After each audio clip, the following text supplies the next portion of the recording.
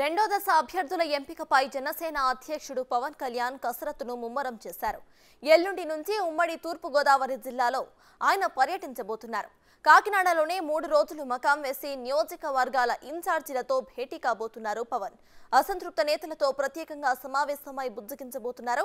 ఇప్పటి వరకు 16 నియోజకవర్గాల్లో అభ్యర్థులపై పవన్ కళ్యాణ్ సమీక్షను పూర్తి చేశారు.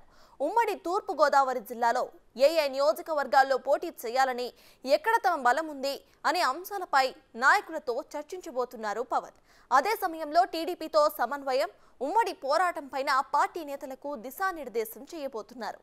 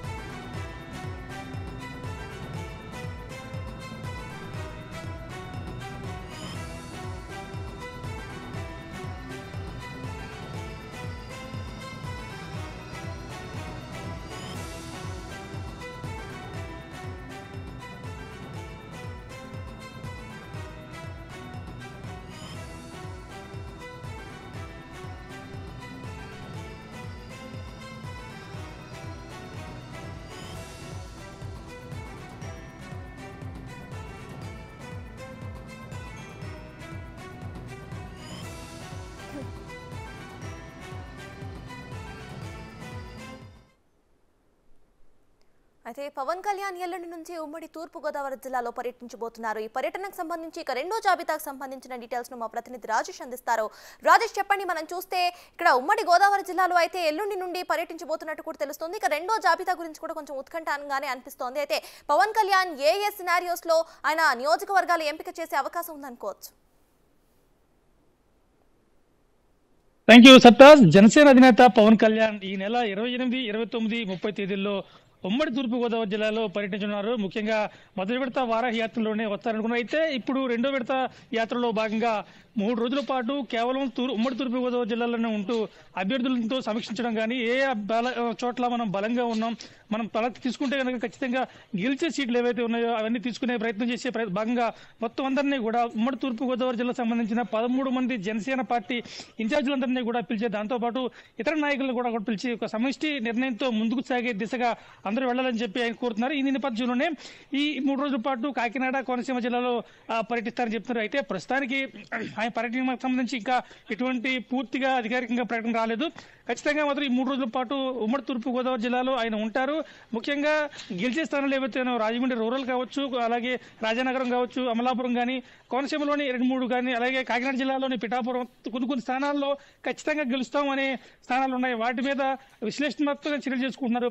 అయితే ఆ స్థానాల్లో ఉన్న బలమైన అభ్యర్థులు ఎవరున్నారు, మనం ఎవరిని ఢీకొట్టాలి. దాంతో పాటు ఇటీవల కొంతకాలం క్రితం జనసేన పార్టీ నుంచి వెళ్ళిపోయిన వాళ్ళు ఉన్నారు, వాళ్ళని కూడా పిలుచుకురావాలి, వాళ్ళందరినీ కూడా కలుపుకుంటూ ముందుకు వెళ్ళాలని అంశం మీద జనసేన అధినేత పవన్ కళ్యాణ్ భేటీగా ఉన్నారు. కాకినాడలో జరగబోయే ఈ 3 రోజుల సమావేశంతో పాటు అటు జనసేన నాయకులతో పాటు టీడీపీ నేతలతో కూడా ఆయన పర్సనల్ గా కలిసి అవకాశం ఉంది.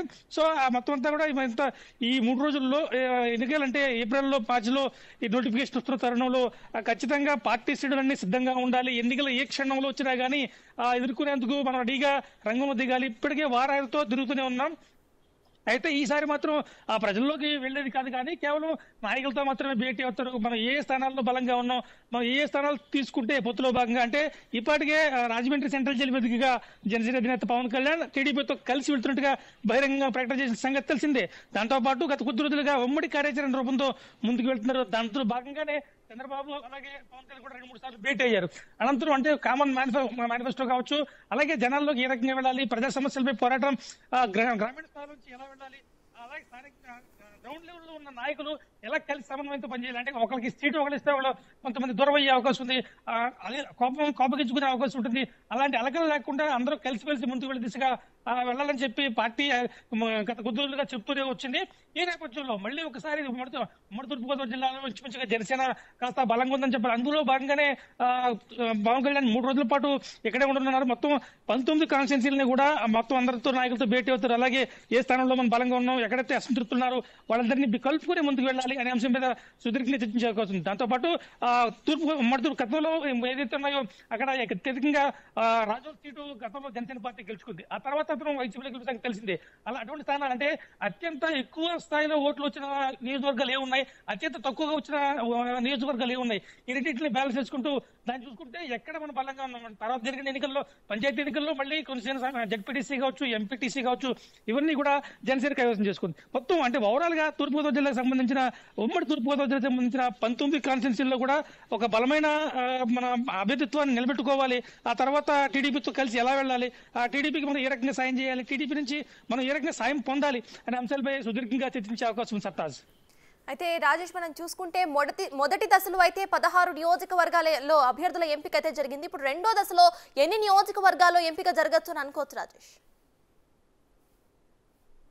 నియోజకవర్గాల ఎంపిక సంబంధించి ఇప్పుడు దాకా టీడీపీతో పొత్తులో భాగంగానే వాళ్ళు ఉమ్మడి మేనిఫెస్టో వెళ్తున్నారు. ఏ రకమైన రాజకీయ కార్యాచరణ, ఉమ్మడి రాజకీయ కార్యాచరణ ఎలా ఉండాలి, ఏ రకంగా మనం బరిలో దిగబోతున్నాం అనే అంశాలపై ప్రస్తుతం డిస్కషన్ చేస్తున్నట్టుగా చెప్తున్నారు. ఇప్పటివరకు సీట్లకు సంబంధించి ఎటువంటి చర్చలు జరగలేదు. ప్రస్తుతానికి మాత్రం అంటే తూర్పుగోదావరి జిల్లాలో 19 స్థానాల్లో ఎన్ని స్థానాలు ఇస్తారు, అలాగే పశ్చిమ గోదావరి జిల్లాలో ఎన్ని స్థానాలు ఇస్తారు అనే విషయం మీద మాత్రం ఇంకా క్లారిటీ రాలేదు. ప్రస్తుతానికి మాత్రం కొన్ని స్థానాల్లో ఏదైతే జనసేన బలంగా ఉందో ఆ స్థానాలు రాజమండ్రి రూరల్ కావచ్చు, రాజనగరం కావచ్చు, ఇలా కొన్ని స్థానాలు బలంగా ఉన్నాయి. ఆ స్థానాలు మాత్రం ఖచ్చితంగా జనసేన తీసుకుంటాం. అదనంగా ఏం తీసుకోవాలి, ఒకవేళ టీడీపీ ఇలా ఇవ్వకుంటే కనుక దానికి ఆల్టర్నేటివ్ ఏం చూసుకోవాలి, ఖచ్చితంగా మాత్రం ఈ పరిస్థితిలో ఒక్క ఓటు కూడా చిరిపోకూడదు. ప్రభుత్వానికి వ్యతిరేకంగా ఉన్న ఓటు, ఒక ఓటు కూడా చిలకుండా ఖచ్చితంగా కలిసి ముందుకు వెళ్ళాలనే దిశగా ఈ సమావేశం అయితే జరగబోతుంది Sartaj. Right, thank you Rajesh.